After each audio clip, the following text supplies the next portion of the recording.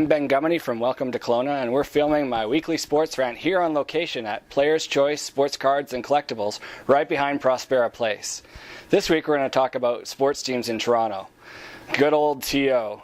Forever the fans have thought themselves as the center of the sports universe, but in the last few years they've been more of a black hole in the universe. The four major sports in Toronto, hockey, baseball, basketball, and CFL, have had a pretty rough time lately. Now, you might be saying, didn't the Argos just win the 100th Grey Cup? Sure, they won the Grey Cup, and more power to them.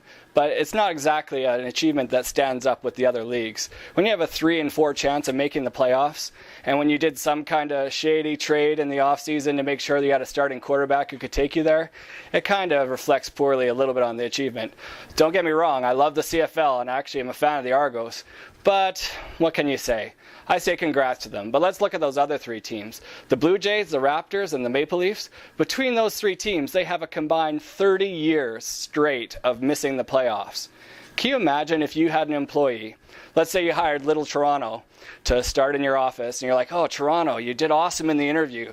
You know, you really wowed us. You had some good ideas. We're really looking forward to having you on our team.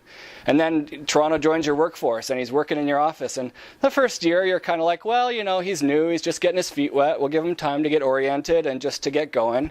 And, you know, so he's not doing that good. But 5 years down the road, he's still not performing. He's missing deadlines. He's calling in sick. He's mailing it in when the pressure's there. Can you imagine going on for 30 years like that? What kind of boss would you be if you had this guy who'd worked for you for 30 years, not performing, sitting at his desk collecting cobwebs? Well, that's the kind of boss that it takes to be a Toronto fan, Toronto sports fan in this day and age. So what about these teams? The Blue Jays have not made the playoffs in 19 years. That means that if you're a high school student graduating in Toronto, you've never seen the Blue Jays in the playoffs at all. Now, I know Alex Anthopoulos went out this offseason and he made some major deals, and now the Blue Jays are considered a contender and they're going to be right up there. But this is sort of the same thing that we've been hearing all the time. They're a young team, they're going to perform, but it just seems every year they're just a little short, and then right at the end they tank and they end up 10 or 15 games back from being in the playoffs. And it just happens over and over again. It's the same with the Raptors. Brian Colangelo went out in the off season and he made some deals, he got some players, and Toronto's ready to compete. They're going to be right there fighting for that last playoff spot. Well, we're a third of the way through the season and they have how many wins? 4 wins is all they have so far.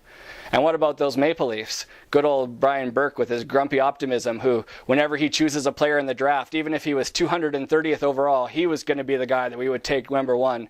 And all the Leaf fans who think every prospect they have is going to be the next great thing. And yet, 7 straight years, they haven't been in the playoffs themselves. It must get pretty tiring after a while to just be a fan there.